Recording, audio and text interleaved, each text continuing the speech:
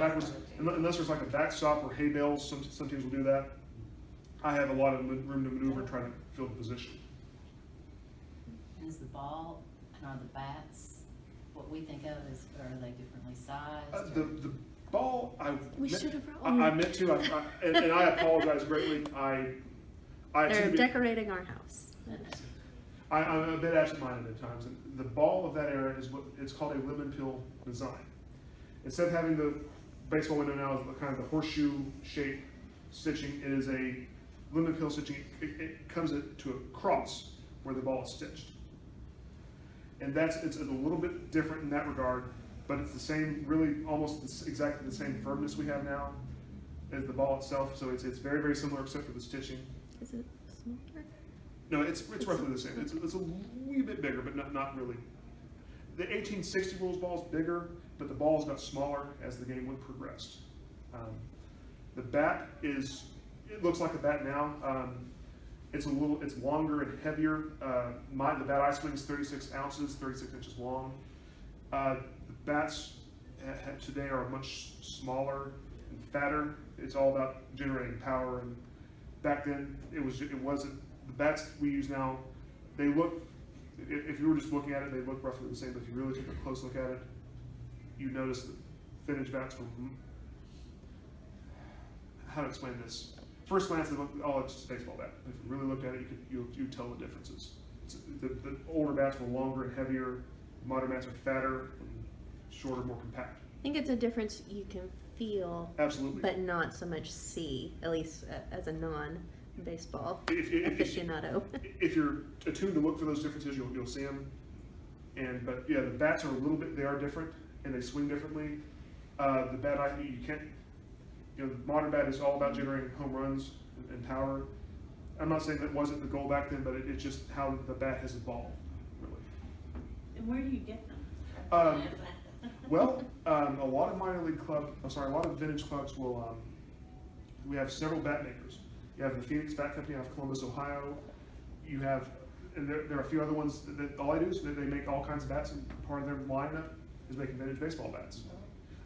Some teams who are starting out, they'll go to like a play against sports type place and get old wooden softball bats. They're kind of more similar to what we're looking for. You don't want to go for the modern bats really, because those are not certain tournaments. They'll not let you use those because those are not. They're too light, and they're just not correct for that era. But there are actually people who make vintage equipment. I have some questions. Oh, absolutely. Okay. So you mentioned the Red Stockings and the Orioles played at the Lexington horse track. Mm-hmm. Is that like still here? No, the Lexington horse track. It's not the Red Mile and it's not Keeneland.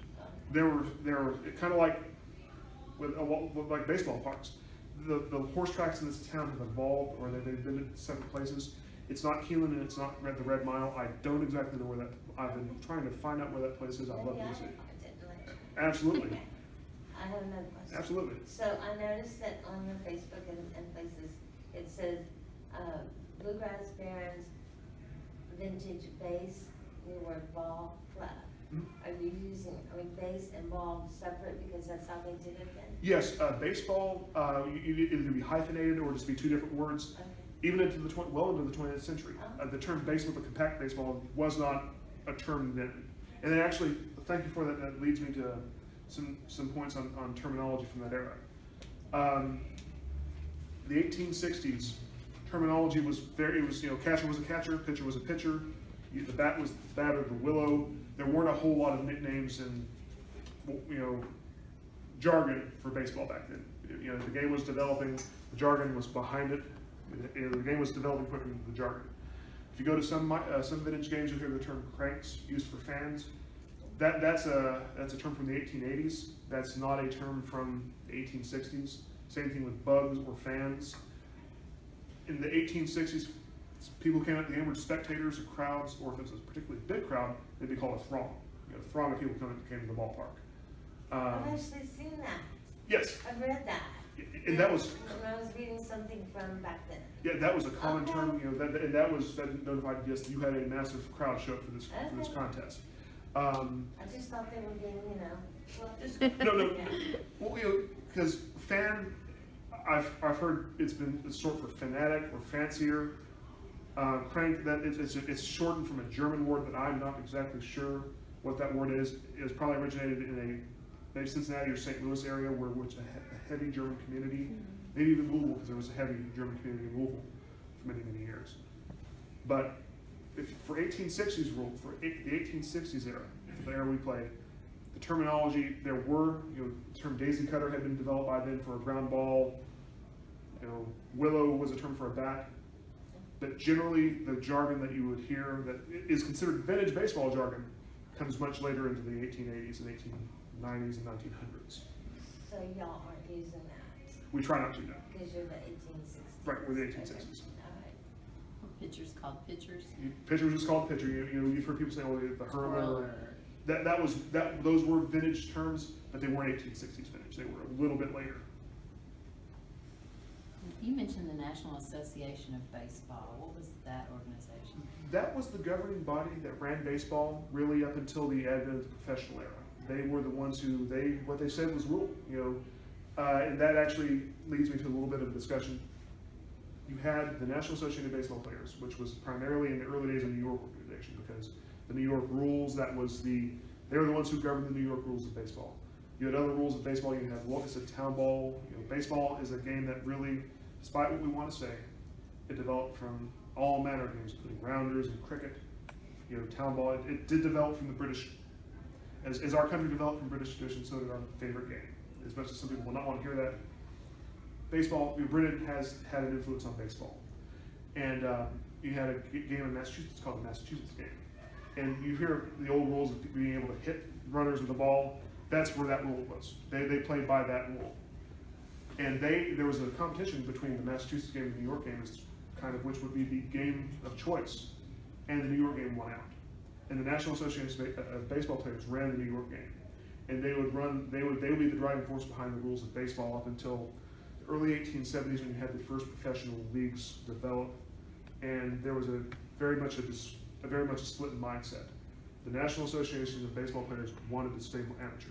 They hated the idea of professionalism. They just wanted, this is an amateur, this is a gentleman's game. We want to be amateur. Who was that that you were talking about? The National Association of Baseball Players. That's the New York.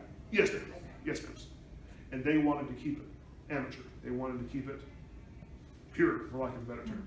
They didn't want money to be involved. They were not fond of the idea of professional baseball. But with the advent of the avowedly professional Red Sox, and they saw what the potential was for really top flight baseball, professional baseball took hold, and the National Association of Baseball Players kind of died away, because they no longer had that prominent voice, because we could see what the professional game could be. And so what organization happened then? At that point, you had the National Association of Professional Baseball Players, known as the National Association. That was the first professional league in the history of baseball. Historians do not consider it a major league because there are many flaws with this organization that would become very apparent very quickly. One of them was that Boston won the pennant all but 1 year. You had very good clubs. If you had $10, you could join the National Association of Professional Baseball Players. You could have a team of, your local team could become a professional baseball club.